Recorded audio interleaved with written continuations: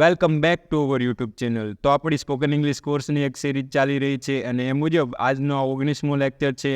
આજના વિડીયોમાં આપણે એકવચન નામ અને બહુવચન નામ વિશે જોઈશું, તેમજ એકવચન નામ ને બહુવચન નામ કેવી રીતે બનાવી શકાય તેના નિયમો વિશે પણ જોઈશું. તો ચાલો શરૂઆત કરીએ.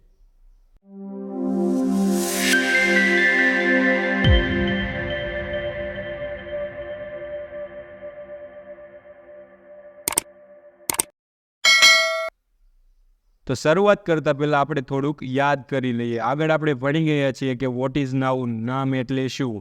તો કોઈ પણ પ્રાણી, વસ્તુ, વિચાર અથવા તો સ્થળને આપણે જે શબ્દ વડે ઓળખીએ તે શબ્દને આપણે શું કહીશું?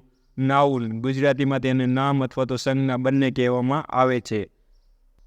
તો આગળ આપણે ભણી ગયા છીએ કે ક્લાસિફિકેશન 1, 2 અને 3 પ્રમાણે નામના કેટલા પ્રકાર પડે છે, અને આજના વિડીયોમાં આપણે જોઈશું કે ક્લાસિફિકેશન 4 પ્રમાણે નામના કેટલા પ્રકાર પડે છે.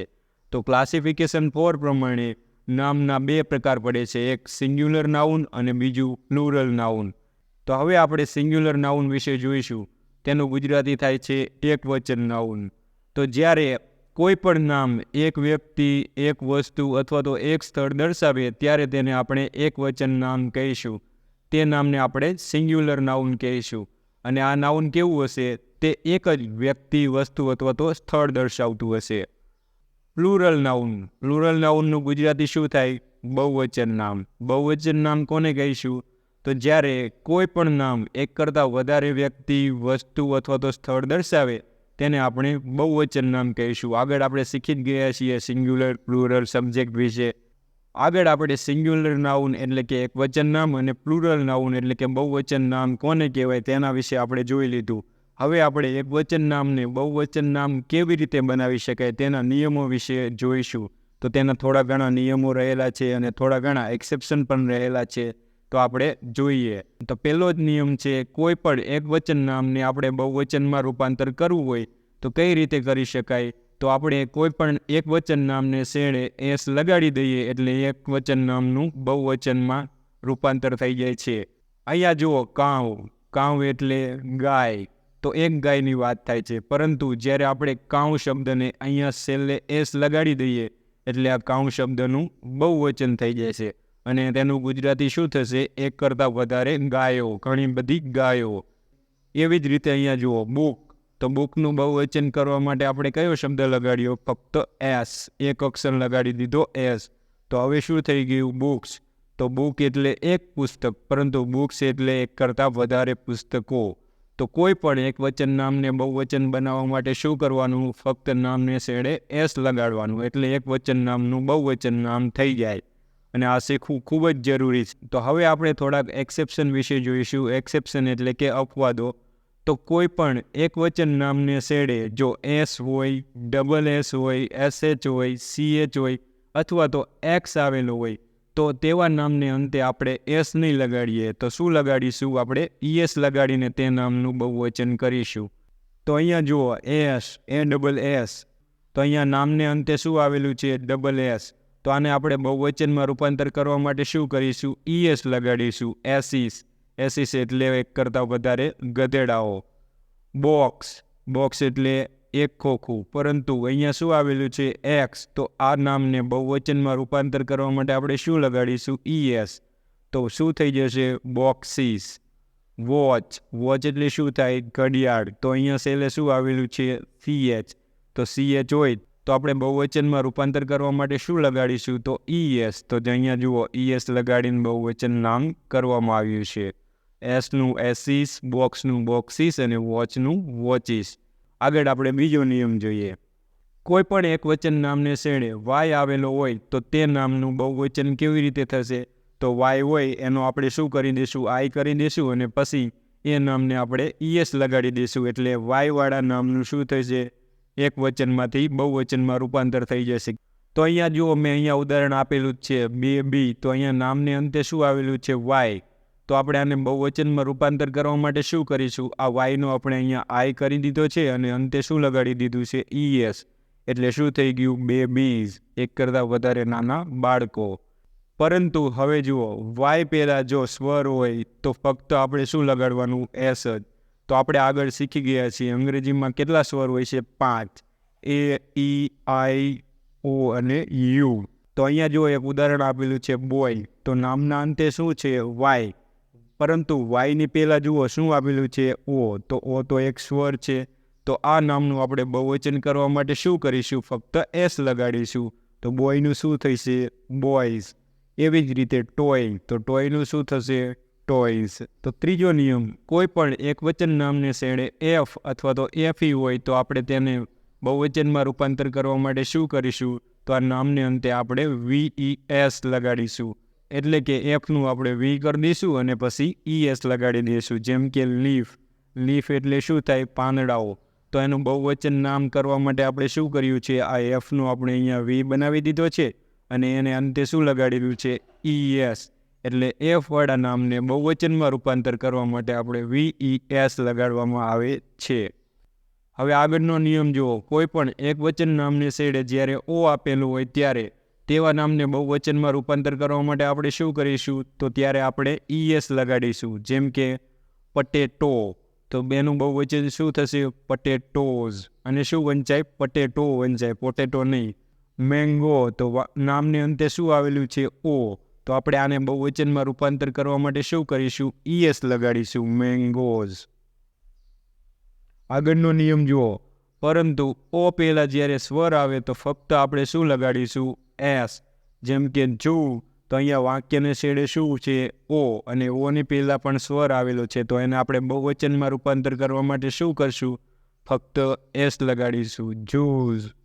સ્ટુડિયો, તો સ્ટુડિયોનો અંતે ઓ રહેલો છે અને ઓની આગળ એક સ્વર આઈ આવેલો છે, તો તેને બહુવચનમાં રૂપાંતર કરવા માટે આપણે શું કરીશું, ફક્ત એસ લગાડીશું સ્ટુડિયોઝ.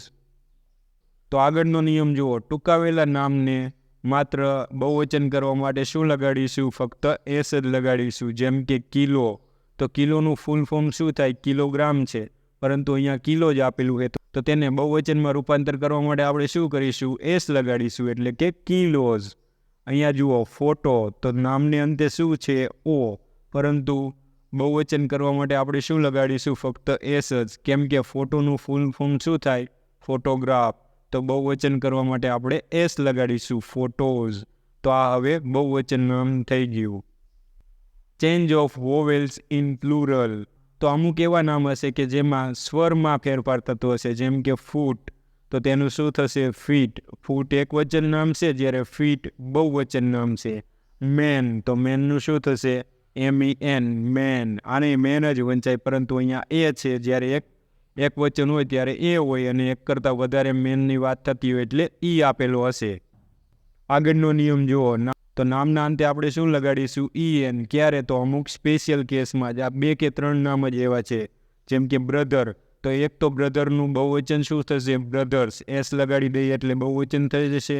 પરંતુ બ્રધરનું બહુવચનનું રૂપ બીજું પણ થાય છે બ્રથરીન. શું થશે બ્રથરીન, એટલે કે EN નામને અંતે લાગેલો છે, આને શું વંચાય બ્રથરીન. બીજું નામ જુઓ ચાઇલ્ડ, તો ચાઇલ્ડનું બહુવચન કરવા માટે શું થશે ચિલ્ડ્રન. શું થશે ચિલ્ડ્રન, તો નામને અંતે શું લગાડવામાં આવ્યું છે EN. હવે જુઓ પ્લુરલ ઓફ નંબર્સ, એટલે કે સંખ્યાઓ હશે તેનું બહુવચન કરવા માટે શું કરવાનું, તો બહુવચનના આગળના જે નિયમ છે એ જ નિયમ લગાડવાનો. ટુ, તો ટુને આપણે એસ લગાડીશું ટુઝ, એટલે બહુવચન થશે. 6, તો અહીંયા શું આવેલું હોય એક્સ, તો આપણે એક્સ હોય તો શું કરશું ES લગાડીશું 16. રિમેન સેમ, તો અમુક નામ એવા હશે કે એક વચનમાં પણ એ જ રહેશે અને બહુવચનમાં પણ તે સમાન જ રહે છે. જેમ કે ડિયર, ડિયર એટલે શું થાય હરણ, તો એનું બહુવચનનું નામ પણ ડિયર જ થાય છે. સીપ, સીપ એટલે કેટું, અને સીપ એટલે પણ કેટાઓ જ થાય છે. તો એક વચન નામ અને બહુવચન નામ સમાન જ રહે છે. આવા ઘણા બધા નામો છે જે આપણે જેમ જેમ અંગ્રેજી વાંચતા જઈએ એમ તમને ધીમે ધીમે ખબર પડતી જશે. પ્લુરલ ઓફ કમ્પાઉન્ડ નાઉન્સ, એટલે કે જોડાયેલા નામ હોય એનું બહુવચન કરવું હોય તો આપણે કેવી રીતે કરી શકીએ, તો અહીંયા જુઓ મધર ઇન લો, તો બહુવચનમાં શું થશે મધર્સ ઇન લો. તો એટલે કે પહેલા એલિમેન્ટમાં અહીંયા એસ લગાડીને બહુવચનમાં રૂપાંતર કરવામાં આવ્યું છે. ફાધર ઇન લો, તો શું થશે ફાધર્સ ઇન લો, અહીંયા પહેલા એલિમેન્ટમાં એસ લાગે છે. પ્લુરલ ઓફ કમ્પાઉન્ડ નાઉન્સ, અહીંયા જુઓ અહીંયા કમ્પાઉન્ડ નાઉન જ છે, પરંતુ આનું બહુવચન કેવી રીતે થશે?